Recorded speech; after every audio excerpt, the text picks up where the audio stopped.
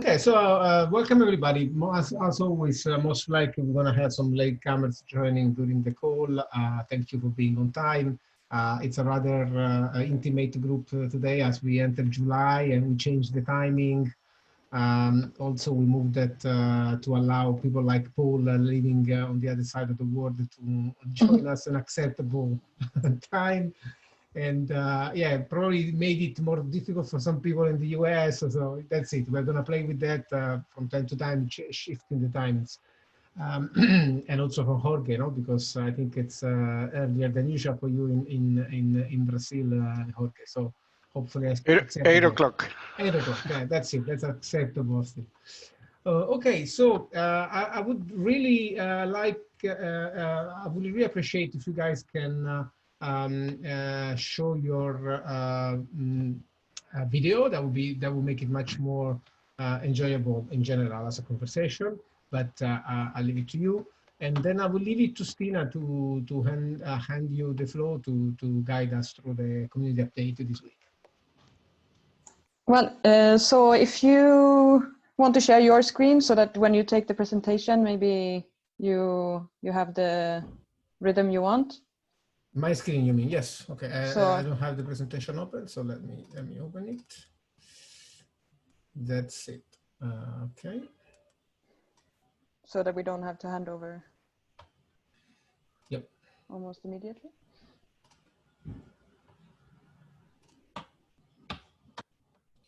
Okay, you should be soon able to see my presentation screen. So, yeah, almost. Do you see that? Sorry, do you see that? Not yet. Now, yes. So Sorry, it was not the first slide, so sorry about that. Okay, that's it. So, yeah, welcome to this fifth community sense-making call. I think a lot of people have been to at least some of them before. This is the last one that we have before our big sense-making event, that in case you have missed this, we will give you an update after Simone's presentation. Probably not so many of you have had time to see that we released a new research update yesterday, but that's the one that Simone will talk you through today, and then we will see how we arrange with the discussions depending on how many we are. So before getting into that, if you all want to click on the Miro link in the chat.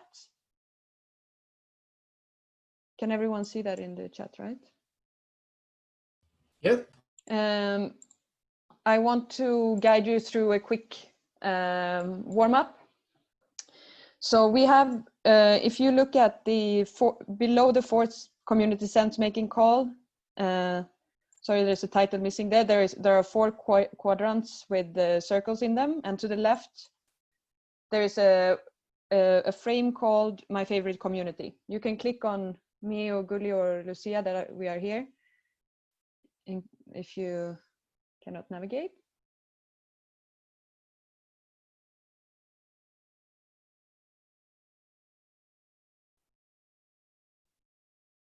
So let us know if you have any issue going on. Now, Simone, I think we don't see the Miro, but if you want to stop sharing your screen for a moment, we can all be in Miro, I think. So everyone here? If I don't hear no, I assume so. So everyone to that canvas. Okay. So what we would like now is that everyone takes a minute to think about their favorite community, excluding this one, so that you don't think that we are trying to create some popularity artificially. So you think about your favorite community that you are part of, write it down on a post-it, and then place it on this schema on whether it's a global community or a local community or something in between, and whether it's mostly open or something more closed. And then we take a turn and everyone just share this. So I will give you just a couple of minutes to make your post-its. Maybe Guglielmo or Stina, you can share your screen in the meantime. Yeah, I can do that. I think I should. I have. Gul is doing it. Ah, okay.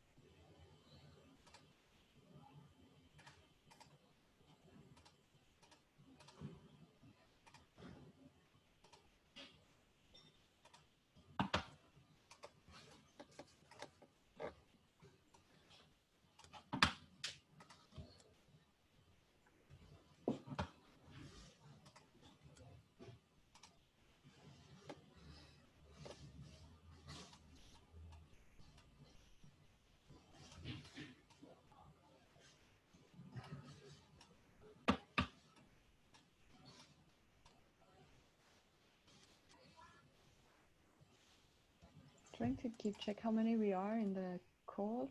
12.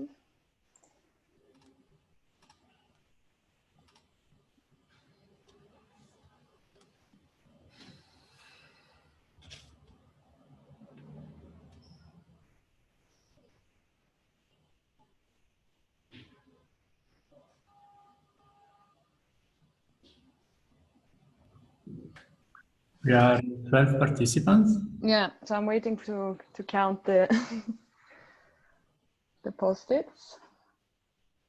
I think we are getting almost there.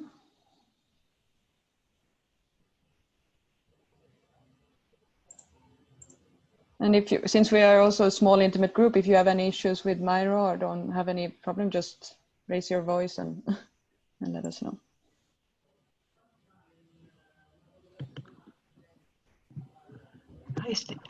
Hi, this is Susan Hasty. Good morning. Good morning.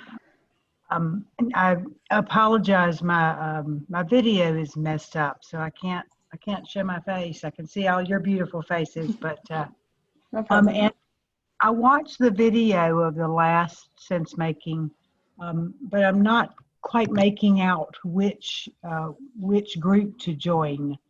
Can you kind of share with me and walk me through? I think the last time it was more about the personal development, and it sounded like you had groups broken out. So Yeah, that was so that was the second part of the call that we were working on 4 different themes. Today we have some new contents to share, so we will have new groups Okay. in the second part of. So we will get there.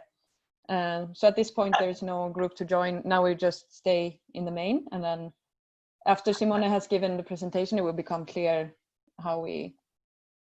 Okay, so what is the difference between global and open? Oh, well, open in the sense, I think we were thinking in the sense of, can anyone join, or is it, you know, a closed community? Okay. Okay.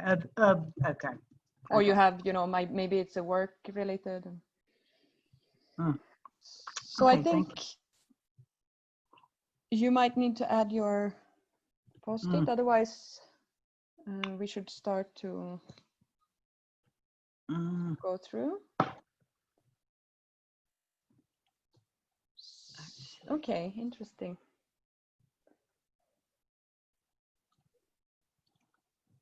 One, two, three. So we are still missing 3. Anyone who, and then in the last minute can add their one? Yes. And I don't know if Simone, if you added or not. Sorry. Did you add a post-it? No, not yet. Sorry. Okay. We can start anyway for to share. Yeah, we can. So let's do like we start from the middle. I got attracted by this green iNova Media Lab. So who has this community and can tell us a little bit more about it and why it's placed in the middle? So hello, it's me, Luís. I'm from Portugal, Lisbon in this case, particularly. Innova Media Lab, it's especially it's based on the university in Lisbon, Nova, and it's an attached lab to a main lab of communication in Nova, and so it's based on digital media research. So it's a research lab, but also has some professionals attached. So, but it's a practical research lab, and it has mostly Portuguese people, Portuguese researchers, but also others, namely from Brazil. So that's why that position, I think. Okay, I'll go clockwise outward. The Open Music School, GSBTB. Yes, that's in Berlin, and I play bass guitar. And this Open Music School, it's open to anyone who wants to join. There are groups from bass guitar, singing, drums, guitars, and every 6 weeks, of course, not now for the Corona. Every 6 weeks, the groups come together and perform one song all together, one big hall in Berlin. And GSBTB stands for Give Something Back to Berlin, which is an NGO who runs this project. And I joined 2 years ago, and it keeps running even online now. I think it's open. I didn't know where to put it. I think it's open, could be local, but also global, because from people from all over the world. So that's what. Hi. And by the way, nice to meet you, Luis and Renzo. So I go to social innovation people in Italy. I stay in this quadrant here. That's me. Actually, I had two. Sorry. I thought so. So this is like an informal community, but we know each other's. And so every time someone is speaking about someone, we know everything on professional, sometimes also personal life. So it's like kind of locally, even if it's in the middle between, it's still national, so not super locally. And it's super open in the sense that there are no boundaries, but it's like this kind of informal community. So not defined, but it's there, and who is part of this community knows it. And then I had also like the Mitosis co-working, as the community or the co-working I founded is like more local and kind of closed, because normally like the members of the co-working have access to this community, but also the former members of the co-working, so or the friend and the friend of friend. So it's closed but kind of open. So the first two who came into my mind. Thanks. Okay, thank you. So we have Portela, or I don't know how to pronounce it.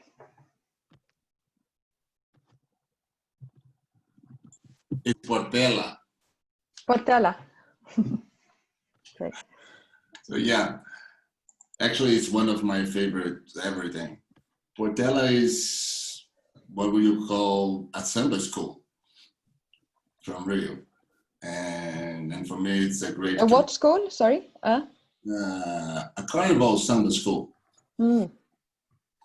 But they are actually like a social enterprise, right? They actually work to developing of their community. You know? It's very local, but it's also very open, because they invite everyone who wants to learn the music, or how to build the costumes, the workshops to build the festival, globally known, right? So that's, for me, and they create one of the, for me, it was one of the most fantastic music, right? It's so rich and anyway. Thanks, Rodrigo. So PDT, someone put with smiling. That's me. Good afternoon or evening and morning to everyone. Yeah, I know that was not very creative, but I really also is at the moment one of my favorites, because not just the people, right, but also that everything is happening and how vibrant it is in terms of content and in diversity. So I just wanted to also use that moment of kickback, that feedback and appreciation. Thank you, Mate. So the next one is mine. So besides this community, I'm part of a group called Young UN, and it's based on from my previous work life. This is a grassroots movement that started within the UN with mainly more junior staff to try to change the dynamic of the organization and to infuse a bit more horizontal thinking and collaboration. So it's been very inspiring to be part of it, and I'm still engaged with them in some specific activities. So it's mostly global, but it is open, but it's also mainly targeted to UN staff. So actually maybe it should have been more towards the closed, because I think it's probably at some point maybe they will need to close, because it's a bit hard to define the boundaries. But it's an interesting context. Then I see WeShare. Hi, everyone. Yeah, I wanted to mention WeShare because it's part of some of our lives. And yeah, basically WeShare is a global and open community exploring the age of the sharing economy and topics like future of work, new ways of organizing, collaborative processes. So yeah, it's basically with strong values and a new manifesto that is just released. So just that. Thanks. And so the next one is Business Innovation Factory. Yes, so that's me. The Business Innovation Factory's core is a not-for-profit organisation in Providence, in Rhode Island, and I interacted with them because they started running annual conferences, which they described as a starting place for a community rather than a conference itself. And over the last decade, I've interacted with a whole lot of people from there. I've, on a social level, friends, stayed at people's houses. 2 weeks ago, attended a 50th birthday party on Zoom from across the globe, and also reached into the community for people to work on projects internationally at the same time. And it's global because there's people from all over the world. It's sort of centered in the US, but I have contacts out of Europe and South America and Africa as part of it as well. Okay, thank you, Paul. And I think someone might have skipped this part. If you feel like adding verbally something before we move on, please do so now. Otherwise, we go ahead because we are a little bit also behind. Só para todo mundo ter claro aqui. I think one comment that I have is that there's a lot of global and open communities, but not many local communities. So there's a little bit, but I would say that I was struggling, for example, to think about a local community I was part of.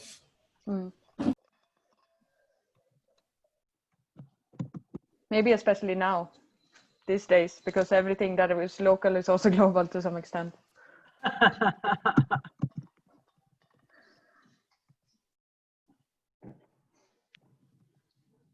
Okay. So thanks for sharing. Interesting to see what diversity we have. So I hand it back to you, Simone, to talk us through the research update. Yes. So let me share the presentation with you. Sorry, just takes a moment. Okay. Guli, can you release the screen sharing, please?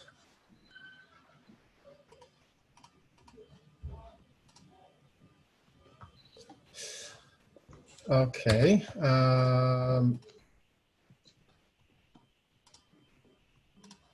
Okay, now you should, no, yes, okay. You should see that, right? It's coming up. Okay. Okay, so the idea today is to quickly share with you the basic thinking behind the recent research update that, as Stina said, is the 6th one. So this 6th research update, it's a bit more, it's a bit different than the usual research update because it was also very much based on some desk research and analysis, and a bit less based on interviews and podcasts. No? Because, for example, also we are approaching the end of the series of the podcast, so we're going to plan a new series from October probably. But since maybe our interviews are slowing down a bit, you know, we started to work on some aspects that require a bit more desk analysis and a bit more you know, research work on our side. And so you know, basically we feel like we felt like there were two main aspects of the research where we had to dive deeper into trying to do the systemic work and also so to do the systems thinking. And one aspect was this relationship between the marketplace pervasivity thesis and the organizational shape. And another one was, and is still, the context of value chain impacts of you know, all the conditions and trends and technologies and policies that possibly are going to reshape the context of the organizing. So this first research update here that we share today is much more about the reshaping of the organizing in accordance to the models that are apparently more successful at this moment in the market. And the second part of the call today, that is about the breakouts, will instead be more about how does the context change. So how is the context that of the organizing changing in the background of let's say the success of some consolidated business models or organizational models. So starting from the marketplace pervasivity thesis, we basically acknowledge that there is a profound pervasivity of the marketplace model is being adopted to address many different industries, and essentially this is due for systemic reasons like the fact that the capital needed to actually start a digital venture that organizes through design and technology, economic activity is plummeting, and this is happening in the last 20 years, not just in the last few months. And also the fact that you know, this basically on the user side has generated this dramatic reduction of transaction costs. You know? So now it's really easy to orchestrate these players through technology and design, and essentially this is making the marketplace model pervasive. So how is this pervasivity being exercised? And essentially it's happening through replication in terms of what one would call the horizontal replication. No? So basically the model that works is being replicated in many industries, in many contexts. Okay, so you know that we've been talking about Uber for something, you know, in the last few years many times, you know. So the idea is really how to apply the same mechanism to new industries and new opportunities, new contexts. So replication, horizontal replication. And on the other side, we have this fragmentation trend that essentially it's happening because when you have these horizontal marketplaces, you know, sorry, I shared the screen, I stepped the slide already, but maybe it's better to focus on this for a moment. When you have these horizontal marketplaces, so these very big marketplaces, you know, organizing large industries, okay, there is a dynamic in play that essentially it's true that network effects makes these spaces very attractive. And so everybody wants to be in the platform. No? It wants to be a participant in the marketplace according to the shared rules, because you can learn, you know from the theory that we have on platforms and toolkit, there is this gains of, continuous learning, and on the other side, there is this, capability to find your niche counterpart. But what happens is that as they become big, normally we start to see lowest common denominator patterns. Okay, so if the market is big, it's trying to serve everybody with the same approach, essentially. And you may have in these large markets some niches that don't feel served enough well in the big marketplace. And they therefore justify the need for a new, more vertical marketplace that reorganize that space according to the niche rules. And a good example is this company called Regap, that is a job marketplace for oil and gas energy professionals. Okay, so it effectively took LinkedIn and basically stabbed at LinkedIn market vertically and created this kind of vertical context around oil and gas and energy, and it's reorganizing it, optimizing it for that vertical space. So there are these two dynamics, and it's a common dynamic. So the spaces grow big, and as they grow big, they bring more niches inside. And as the niches also grow big, they need a specific market for their own needs and optimize for their own experience. And this is happening in many markets. It's happening in jobs, it's happening in hospitality, it's happening in many other things. And in food, for example, the example that many do often is that now in the US and worldwide, you can also use food delivery marketplace that are just for pizza. That seems stupid, but essentially it's a vertical market inside the food delivery market, which is optimized for a certain type of experience. So basically we call these marketplaces not just vertical, but also managed marketplaces, okay? Because as you move into a specific market, like, a market that has a specific niche experiences, you're also moving beyond the traditional markets, and you're also moving into markets where, for example, you can encounter regulations, more complex situations. They need to invest more capital. They need to oversee a little bit more the transaction. So think about, for example, Open Door.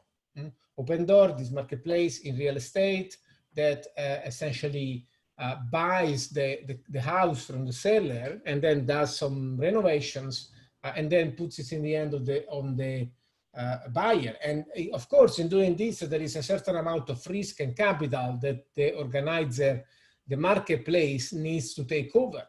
And this is an interesting dynamic because it basically brings back the marketplace platform, low asset, low capital, all speed, all growth hacking paradigm that we have been talking about in the last 10 years. It brings it back into the industrial space. It brings it back into the need to structure the process and control the process. And in some cases, it's also bringing the need to actually own the supply side.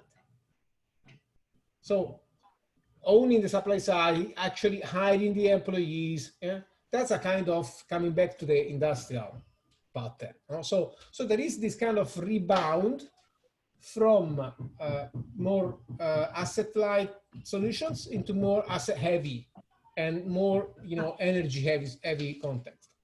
So for such a marketplace, which is more managed than the usual marketplace, essentially, according to the expert Fabrice Grinda, that is somebody defines the most successful angel investor in the world, and certainly is one of the most successful, and is invested in so many marketplaces. And basically, Fabrice says that the financials you need to actually make a vertical marketplace work are not that easy. You basically, you need to be able, your so-called unit economics need to stay in place, and they need to work. And unit economics, I mean, you know, for example, the average order value or the frequency, and you need to be able to recap the customer acquisition cost fairly quickly in 6 months. So otherwise it doesn't make sense. There is another quote that I didn't put here in the slide, but I took from Casey Winters, when he basically says, you know, there is this tendency in Silicon Valley to think about that with just data and data scientist and the technology, I can reorganize every market. And then sometimes it ends up in you know, you cannot. So you basically arrive at, you know, generate a solution that has the same efficiencies and the same costs and the same attractivity of the traditional industrial or more artisanal solutions. So it doesn't really make sense to make a technology mediated, optimized, data optimized platform and marketplace. So at the end of the day, what we see is more or less this kind of landscape where you have horizontal versus vertical markets. You have managed services versus not managed services. And, you know, on the upper left, you see the spaces where essentially, as I said before, we are kind of reindustrializing the platform, no? and essentially having a digital corporation that still has, you know, in mind the optimization of price and the optimization of and the commoditization of supply and extremely controlling the experience. Well, on the bottom right, you have this space that I defined as truly post-industrial, which is the space where you have these technological solutions that are really not much controlling, but much more about enabling interactions in the variety of interactions that you can have in a space where the knowledge worker and the passion worker can express the depth of her contribution to the marketplace. And so the supply side is really unique. There is nobody else that is similar to anyone else. So there's nobody that is similar, completely the same contribution as anyone else.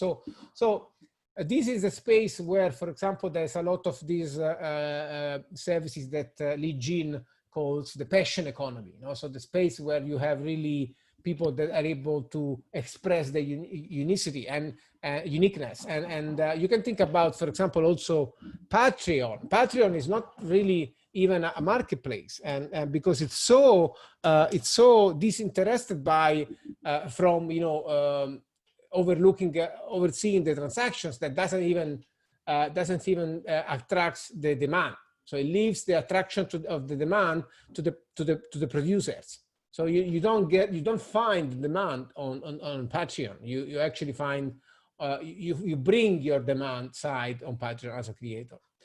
And of course, in the middle, you know, in the top right and in the bottom left, there are these kind of pseudo post-industrial. So there are these kind of middle steps between the industrial, reindustrialized digital corporation and the potentially digitalized marketplace for the expression of the human potential.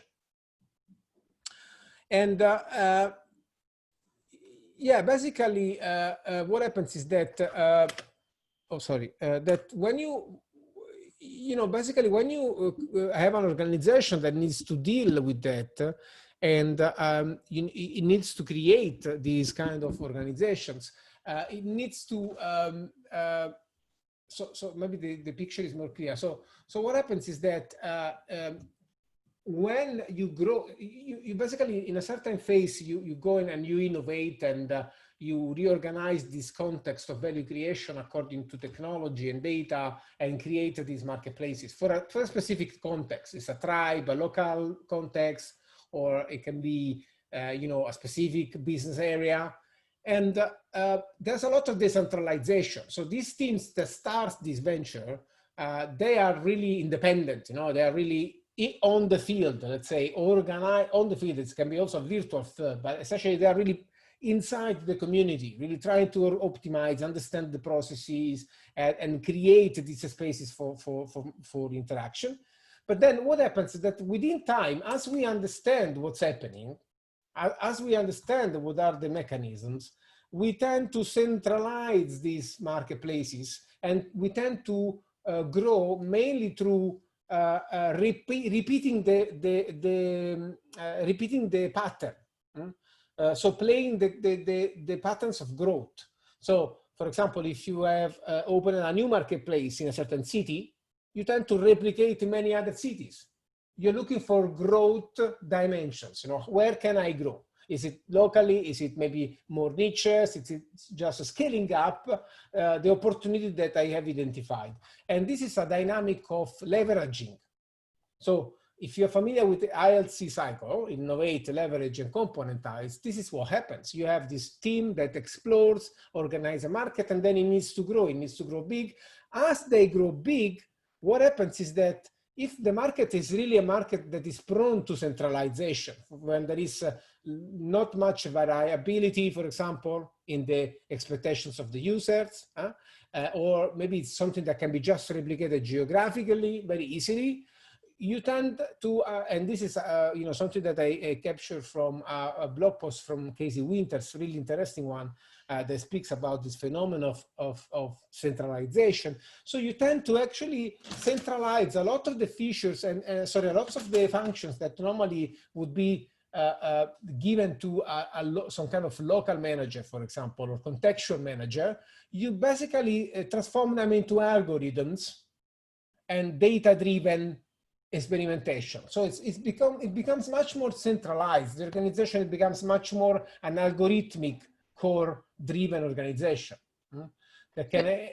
So there was a question from in the chat here from Susan. It said asking if it becomes fractal. I don't know if I understand. That's the point. So it's really not fractal. So it starts to become more centralized. You know, you start to create these kind of algorithmic and data-driven core that can experiment growth and create content and attraction, so that you know, basically maybe you have one person on the field that can onboard 10 people on the supply side, and then from the center you attract 100. You know, so it doesn't really make sense to leave people on the edge, but it makes much more sense to bring all the energy in the center. Okay, because the market is really common, the dynamics are really you know, common to everywhere, and so that you can scale up. Okay, so this is what normally these companies do. But what happens is that some markets are not easy to centralize. For example, in Amazon, on the marketplace of Amazon, you have category managers that are very independent. They really need to know their markets. They really need to know the suppliers, the producers. They need to know what people are buying. So it's a kind of independent CEO of a small business, but it's a category manager. It's a niche manager inside the big market. And it's not the case that Amazon indeed is very divisional as an organization. So it's an organization that puts a lot of independence inside the groups that are enterprising and that are managing sub-parts of the business. So what happens is that you have basically two kinds of perspectives here. No? So you have either you move from this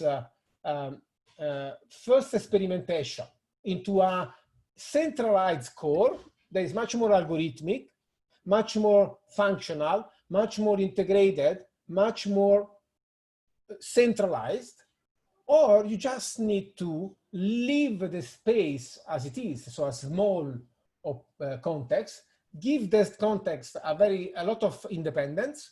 It can be a category on Amazon, or it can be maybe just a small marketplace that manages an opportunity in a city, or maybe in a nation.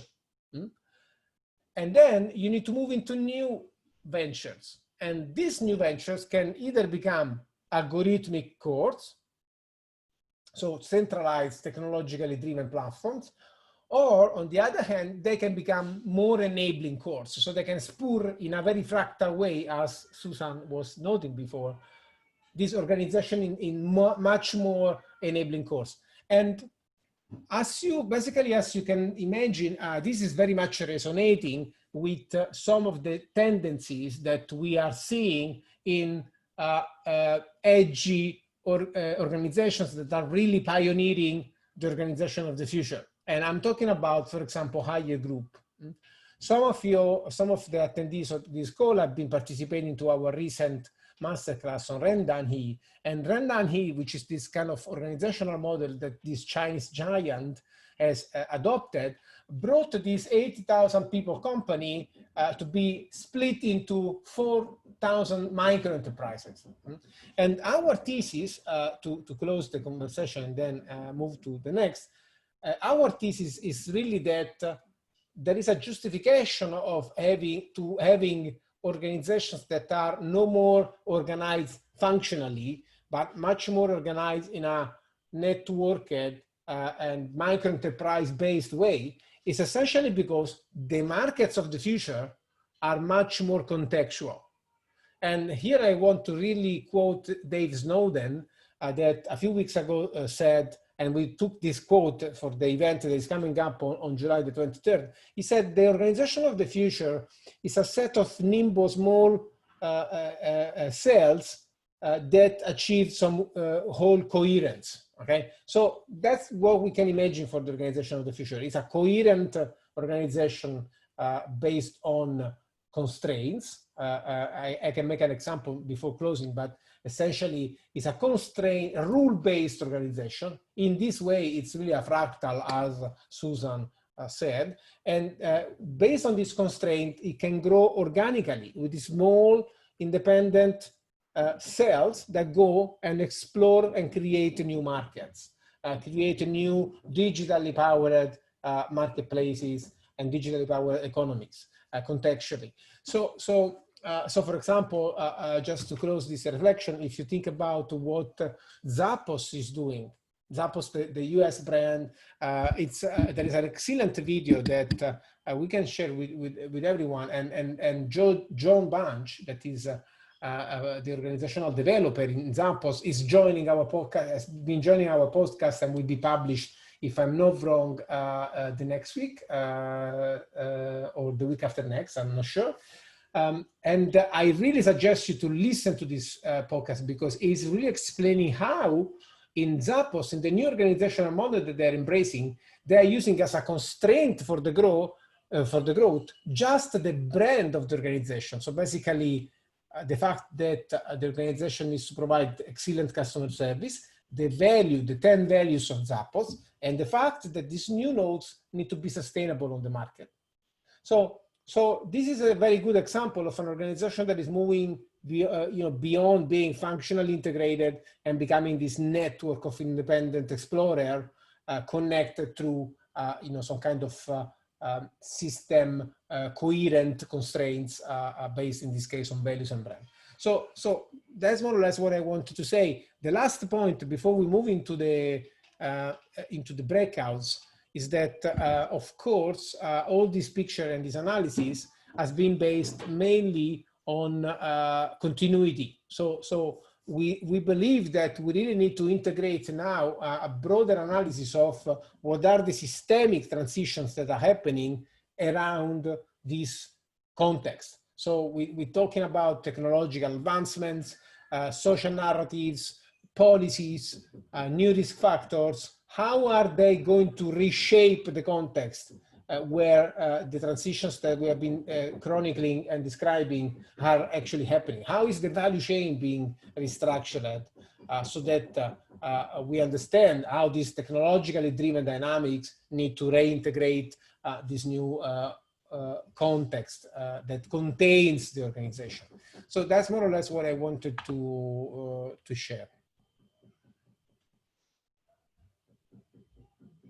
And I leave it to Sina if you want to moderate any Q&A or I was looking for a link to the podcast, but the one with John Bunch that Simone mentioned will come up next Tuesday. I just wanted to share the link so that you can locate the podcast overall.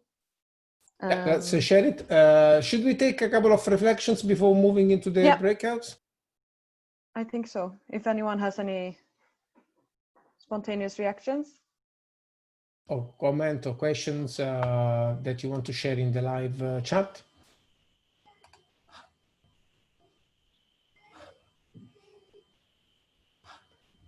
No. No one? They are in the chat, yes. No, sorry. I meant if you guys, besides the chat, if you want to vocalize it, you know, because I don't want to read your words. So if you want to ask this more openly. No, it's not so much a question. We're speaking a lot about fractal, and I believe strongly in the value of alternative centralization and autonomy at various scales. But fractal is the idea that you have kind of the same structure operating at various scales. And I think scale matters, and often it's good to think about the different scales differently. Even though you want autonomy at each scale, you do want, and also the other thing is these loosely coupled entities may or may not need to become a larger entity. I mean, maybe some good organizations are federations of nimble organizations. It's true that having them under an umbrella does allow kind of sharing resources and weathering transient shocks, but it's not necessary anymore for harmonization of function, which is really what you can gain from nimble entities that try to become interdependent and like not so much interdependent, but cooperative in some ways. That's it.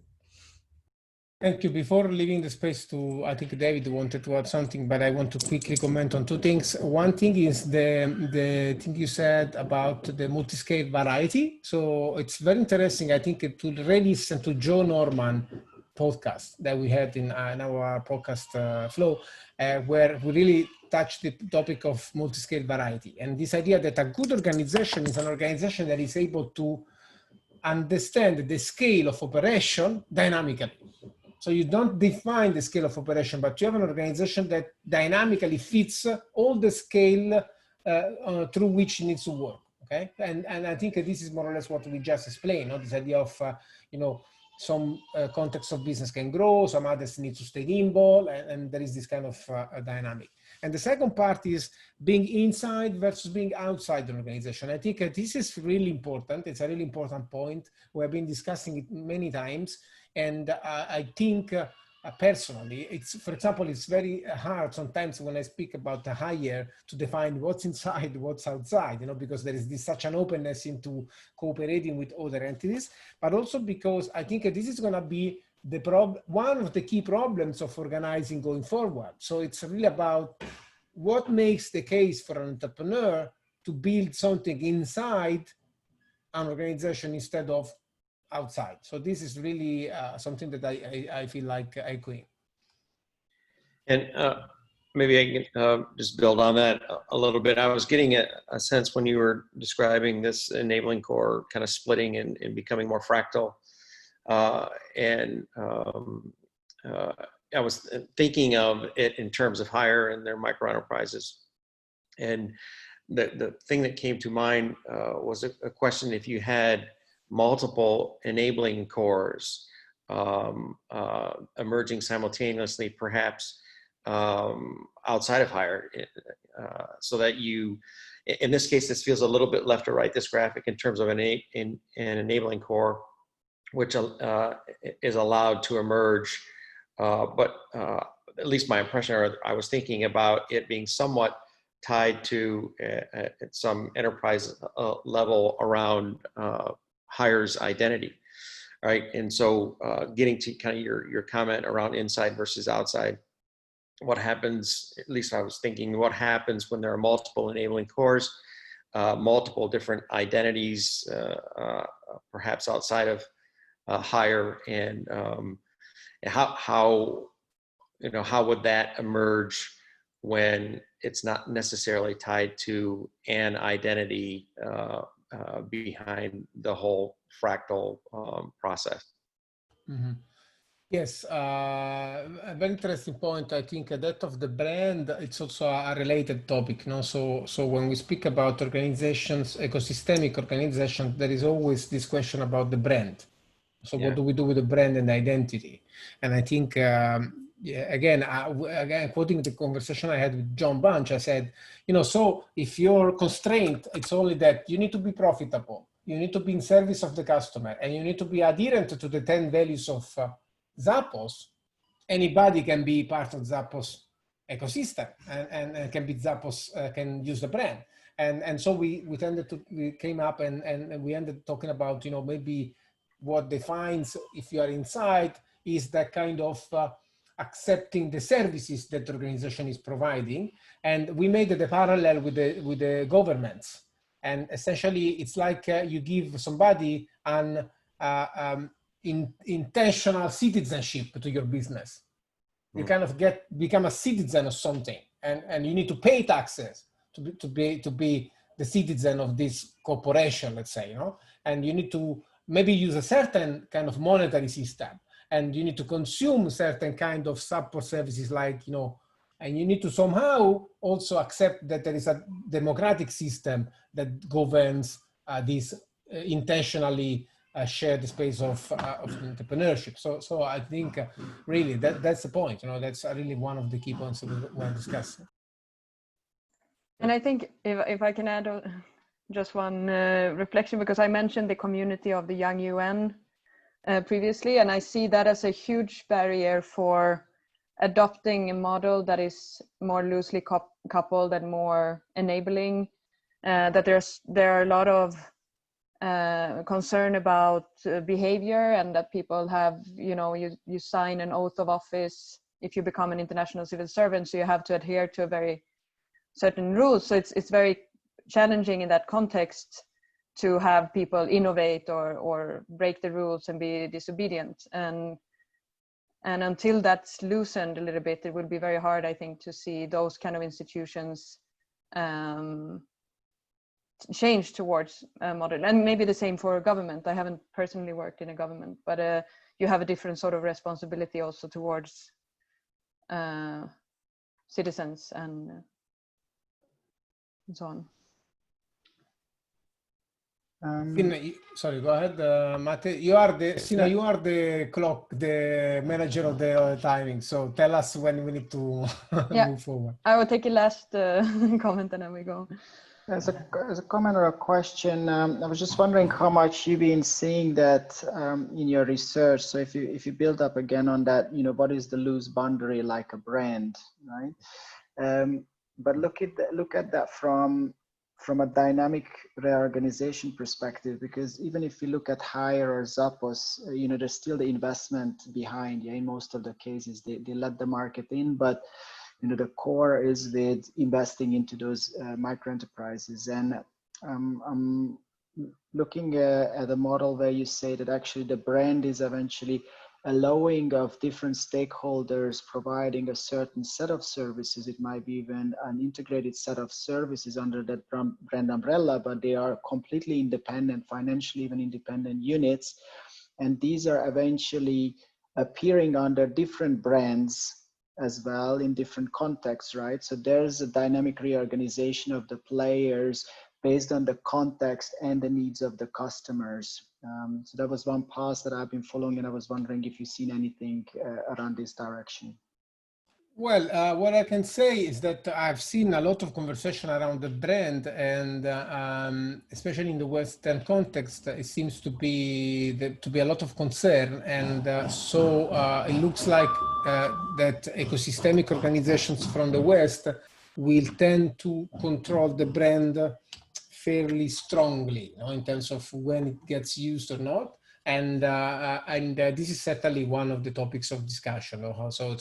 So increasingly, for sure, creating an organization is also about the story, and it's also about the communication part, so the narrative. So I guess the brand is going to become a very key topic for discussion in the coming months and years of organizational development. And not just, sorry, just one second, not just as much about the brand, but exactly that kind of contextual reorganizing, right? Because the brand is just there as kind of an interface of to a certain set of services, or to certain customer groups or customer needs, but eventually the players behind. So more if you think about that, if you break into smaller enterprising species that can join forces, you know, in a certain context, and then those brands or alliances, you know, help them. We had that in the past, but now with all the possibilities of technology, as well as our understanding in the meantime of organizing, could give that dynamic much stronger. Yeah, I mean, we also mentioned in some recent post, we also mentioned the possibility that crypto technologies can provide these kind of inter-organizational systems of contracts,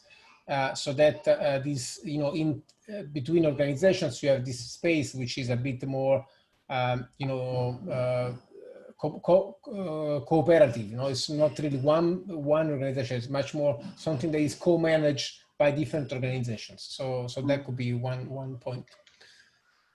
I know there is a last question. Maybe we can take this. Yeah, go ahead, Susan, I think. Okay. As I'm watching this, I'm kind of wondering, you know, if the circle gets smaller, if there's a correlation between the governance, or let's say the policy, specifically the policy around contracting. You know, how are we going to engage? The nodes are going to engage. If there is any correlation between that and the size of, you're calling it the brand, I'm going to say the size of the mission. You know, when you get to the UN, you get into such a broad mission that all of a sudden everything starts breaking apart. But if you were able to like tighten up the mission with the contracting or the governance, you know, would that make it more cohesive? Because that's kind of, aren't we, you know, the point being is you want to keep it on the edge of chaos, but you don't want it to start breaking apart. And that really comes down to, from a human dynamics point, you know, how are people able to contract with each other? And then the governance, of course, is how do people behave? Yeah, you know, personally, I don't have an answer yet about this topic of what extent of coherence we need to ensure. And it's an open question, I think. And one thing that emerged from a recent conversation we had with Lisa Gensky and Bill Fisher, that would be the closing episode on our podcast, is that we are talking increasingly about transient organizations. So there's a lot of discussing about, you know, things that change, temporary organizations. So temporary both in space or transient in space and time. So you know, this is also, I think, related with the idea of coherence that you were talking about. But essentially the world is changing so fast that it's kind of injecting some kind of temporality in the way we think about organization. And before now, we have been thinking about organizations more in terms of long-term and, you know, something that lasts forever. Yeah.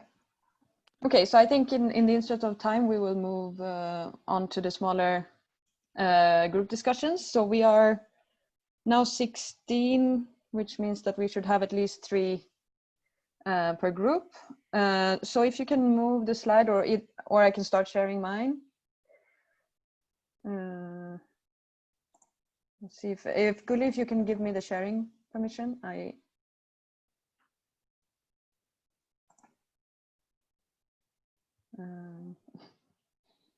No, I think Simone and Guli. Yeah, okay. So, now I need to just find the presentation. So now we wanted to, we have the context that Simone was describing. I mean, the sort of overarching trend towards, I mean, with marketplaces, technology, and with the overarching umbrella, I would say, how do we organize, and what are the impacts of different trends that we are seeing on the organizational shape, and so on. So we have prepared on MyRoads 4 working spaces where we're going to look at these 4 things that Simone mentioned last in his presentation that is still something that we very much need to integrate into this analysis. So the first being technological advancement, social and narrative trends, or in terms of consumer behavior, how we perceive value and so on, and then policies in the sense of how platforms and ecosystems are regulated from a privacy perspective, but also could be policies related to, for instance, to climate change or other things. And this is also, we have put some ideas as a starting point, but the idea is that each group can brainstorm. And finally, new risk factors. So again, climate, social unrest, and various things that impact how we think about organizing. And maybe I go to my row. So we have prepared these consecutive circles where we basically look at the core on this trend. So for example, technological advancements and some different examples here like crypto, 5G, IoT, AI, and then thinking about what are the direct effects that we could see from these different technological evolutions. And then we wanted to invite you to think about what the indirect effects could be in terms of this landscape of organizing. So that's more or less what we have in mind. And what we now wanted is that people already know the flow of what we need to do. So in order to choose the topic, please put in the chat, and we will see if we cover all of them or not. But if everyone can put their preference group, we'll have a look at the picture, and Gulli will kindly help to I'm already to send people, and then we will join you afterwards. We just make sure that everyone get to their rooms, and as usual, this is a conversation frame that we propose, and everyone is free in the groups. Each group would assign one, let's say, facilitator and someone who can report back to the main room, and just to bring the key ideas that come out from the discussion. Any questions? Okay, so I think we can have around 35 minutes of conversation, and then we come back and we share quickly, or maybe we should say 30, and we have a bit more time to, because maybe it's a better idea. Yeah. Yes. So we have a little bit more time because we are also quite a small group, and we can share more of the insights. So I think that works. So we will call you back in 30 minutes when we see if no one should be alone, but 2 could work. If there are. Do you see the situation, Gulli? Now I see that it's getting a bit complex. Indeed. If you give me like a better preference, I will like it, because there are too many that are okay with too many options. So everyone put one preference, and then we see how it goes. So, and in case we will ask you to change. Morgan too. So policy was number 3. Thanks, Lisa. Yes, you're not alone, Mark. Paul, number 4. Okay. I think we are almost there. So the one who will stay in the main room, we will assign step by step. So I opened the room. And please, if you take the initiative to appoint one who can lead the conversation a bit and report back, and we will also join some rooms, and if help is needed, you can let us know. Right. Just to let you know, room number 1, 3, and 4, you are in 2 people per room, and room number 2, you are 4 people already. Okay. See you soon. Okay. So Fabio Hansen and Amy, you just joined now, so maybe. Yeah, I am. So I don't know what's happening. Sorry. Oh, nice to see you, Amy. Hello. That's been a while. I know. And apologies, I was late. I was on another call. But I don't know what's happening. Is there one? Should you pause the recording maybe? Yeah. What your discussions were. So I would go clockwise so that I mean, in the order that we have. So if you have someone reporting on this technological advancement conversation, I don't know if Simone, if you're back to listen here. Yes, Yeah. sorry, I forgot to put the video. Okay, so we just leave the floor to you, and we have around 15 minutes. So are we not supposed to do the restitution from the breakouts quickly? Yes, that's what we are doing. So you can manage this. Yeah, that's what we're doing. I'm just waiting for the first group now to start. Oh, okay, you thought you were talking with me. No. So then I suppose we are the first one. So probably see it on my row. Everybody maybe share the screen. Yeah, I can do maybe that. Gulli Yeah. or Gulli, I think I have to leave. So, yeah. I'm sharing the screen. Yeah. So one of our question was, what do we consider as direct and indirect effects? And because we couldn't necessarily define that, you might find here a bit of everything together. But basically, we added 3D printing. So there was crypto, 5G, IoT, and AI before, and the cloud serverless. We added 3D printing.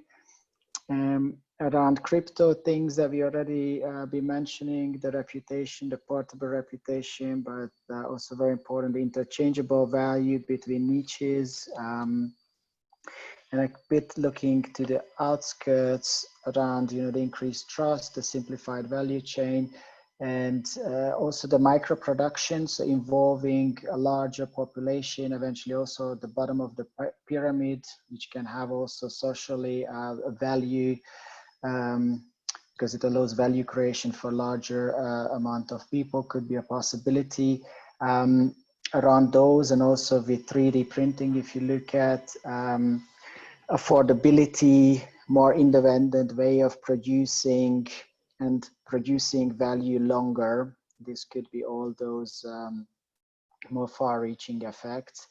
Because also with the 3D printing, the production can be localized. A lot of the transaction costs, the supply chain costs can be avoided. And if you look towards the bottom, so around AI, what we've been discussing is the increased centralization opportunity. So even the customization, the niches, all those are gonna be possible through AI. And that's of course further decreasing again transaction costs. And then we've been talked about the new skills and the reskilling again and again, but also thinking about that has an impact on what we focus our efforts in terms of organizing, because on the one hand side, so far most of the work and the skills been transactional or productional, and if you think about a bit further out, if AI is taking over a lot of those things, a lot of the new needs in the workplace are around more humanistic, creative parts, so how the humans take part in the production process. So what's going to be then the role and how the organizing is changing within. So that was the last topic we just opened up and we've been brought back. And maybe just on the 5G and IoT, increased customization through higher contextual data. So through the devices and the connectivity, much more contexts are going to be available, and also through the data and the new services and possibilities through the higher data volume and the reach into society and devices and other elements that can be connected. Thank you, Mate. I know that we have very little time, so I would go through the three and then have any final remarks. So please hold on to your notes on this. Oops.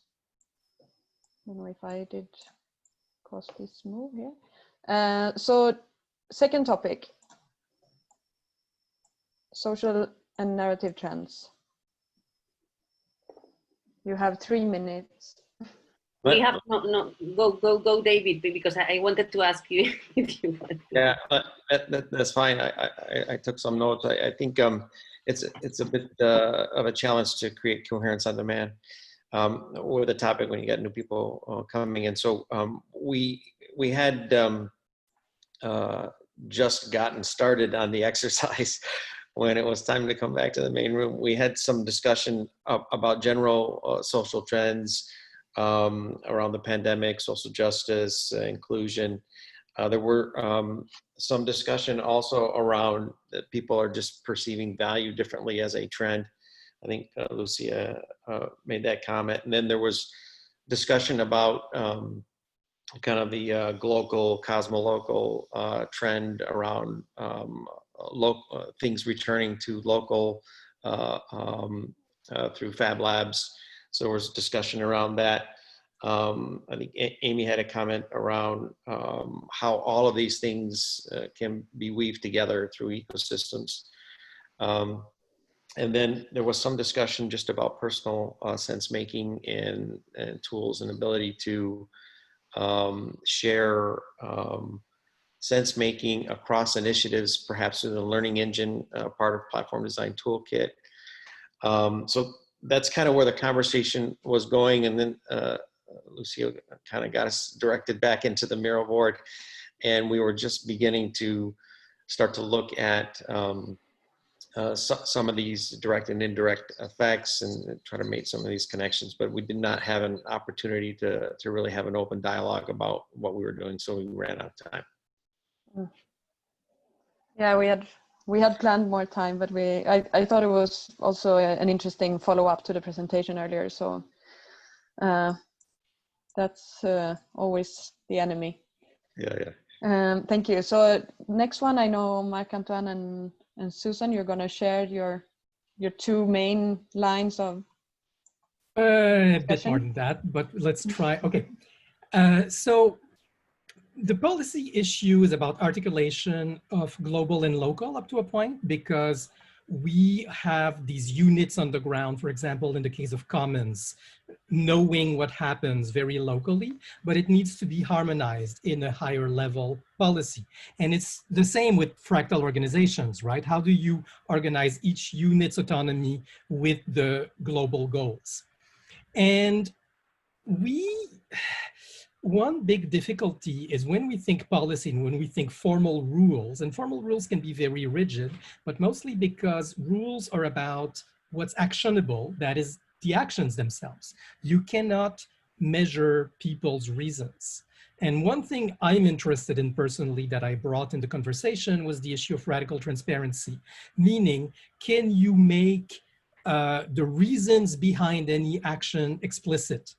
And if you make the reasons, then the links between the action and the goals and what expected outcomes and all this can be made explicit. And when you make an action that cannot be justified by the goals, then policy can start looking at goal alignment and goal harmony rather than action harmony. And this allows a higher order of policy alignment.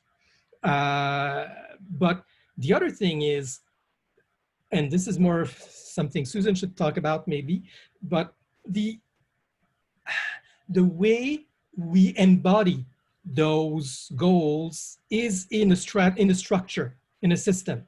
And we need to be able to regulate, not just when we say we want to hold people accountable, it's not just people, the decisions are taken in a way that the system expresses. And how can we hold systems accountable as opposed to individuals? And because sometimes you need to dissolve the system while still preserving individual units or individual people or individual, subunits that have value in the broader ecosystem, while still saying that the system mechanisms are flawed.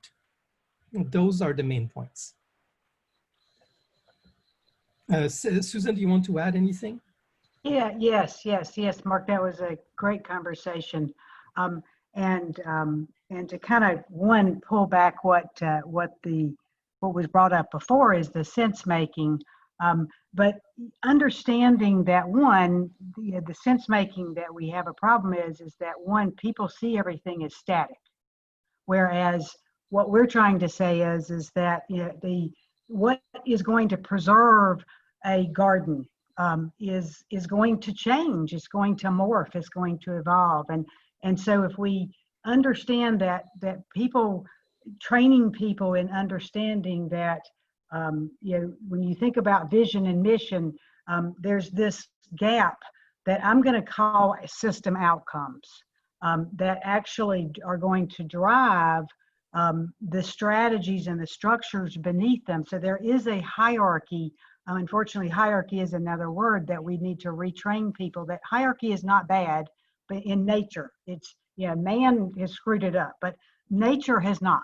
And so there is a hierarchy to how we understand things and how we negotiate and navigate, understanding that we waste a lot of energy and time when we argue about structure when we really have not agreed on outcomes. And so outcomes actually form the coherence of how do we connect back to the coherent outcomes that the system needs, that is going to enable it to continue to thrive, if that makes any sense.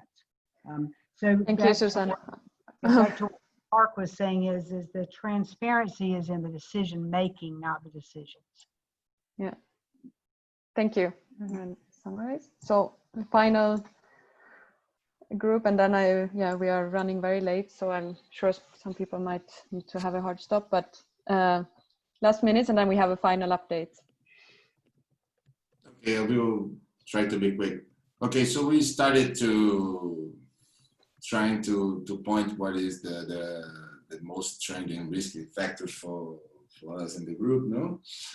And we start seeing in the economic side, we spot the fragmentation of investments that was spotted, that was not unanimous, but that was labeled. And then we navigate, solve the problem about the geopolitical of the digital, no? So how to regulate the big tech and how this can be affected, directed differently, like I was saying before, locally and globally are very different, and how this can change the balance of power of these global platforms, right? And, or how this is also related to the other factors, no, to traditional job losses, or how this can also pass to traditional right losses when we talk about companies that are not sustainable and affect, for example, the environment.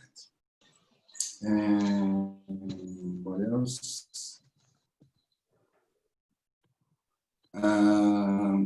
We also pass a little bit on what is changing about the society, you know, and how this is creating this uncertainty and feeling that we don't know what's going on. But this can generate a capacity to participate in different types of organization. You know, this can be something positive that can come from these effects. So yeah, and we try to use the indirect effects also to put it in a wishful way, what we can see as a good thing coming from these changes, right? And we actually end up thinking these new ways to transact, you know, and using the technology and bringing the crypto to create these new governance models that where we can create based on the way we transact with each other. I guess that's, I don't know if Enzo or Paul, you want to say something? I think we addressed everything, so no, thank you. Let Paul want to add anything else? Yeah, I just want what I missed was there was some point that during the discussion that we actually got in the same, I got in the same conclusion that the Angel Hub was saying in the episode, right? I mean, a lot of this is involved, is occurring because of the updated of bureaucracy. Yeah, I guess one thing I was trying to sort of work through was, that governments are having trouble from a regulatory point of view about how to deal with, going from corporations that are based in one country to transnationals to platforms. And we were just trying to think about what does the regulatory response to a changed platform model look like, and does it create risks for some of these platforms if the regulators, I guess, overreact to change and it disrupts the models and their development? Thank you, everyone. I would do the following, that to share a little bit just about our event, and if someone needs to drop sharp, then they at least have got this information, and then maybe we can have a small comment if people can stay on for another minute or so. So we wanted to say that if you have missed the fact that we have an event coming up on the 23rd of July, maybe I can ask to someone from the team to just post the link in the chat. There's still a chance to, we invite everyone to spread the news and invite your friends and sign up for the event. We're going to have some speakers that have featured in our podcast. And here is a snapshot of those that have confirmed. So we are now working out, how the different panels and the discussions that will take place. There will also be some breakout sessions, which will be longer than this session. There will be 1.5 hours dedicated to specific topics that, for example, Renzo and David in this call today are also working out. So that's an invitation for you to sign up and check out the website for the updates. And what we would also like to have is your ideas for what you would like to see in this event. So once you've checked out the website and so on, please start following us on Twitter. And we have created a couple of hashtags where you will be able to say, if you have a specific idea that you think we should take into account, you can do that by using the hashtag. And I think we will also share this information on our social media so that it's a lot of information to take in a couple of minutes. But we just wanted to make sure that you all are aware that this will be a full day event, and we really look forward to continuing these conversations with you. And yeah, apologies again for the poor agenda management on my side today, that we ended up a little bit rushed at the end. I think we had a very fruitful conversation, both on the research update and also on the amazing contributions for you guys to the trend session. I think in the last two community sense-making sessions, we tested a couple of perspectives for sense-making, the zoom in, zoom out last time, and this time it was this direct and indirect effects. So I think we are exploring together, and it's always a pleasure to have you in these calls. Yeah, and again, I would maybe invite, if you have something, if someone else have something now to say, finally on the trends, on anything, on what you thought, please do so. We can stay on for a couple of minutes, but I am aware that we are out of time. So thanks again for joining. It's always nice to see this group in these calls. Thank you. Thank you, Stina. Thank you, Simone. Thank you. Bye-bye. Thank you. Bye-bye. Bye. Bye. Bye. Bye.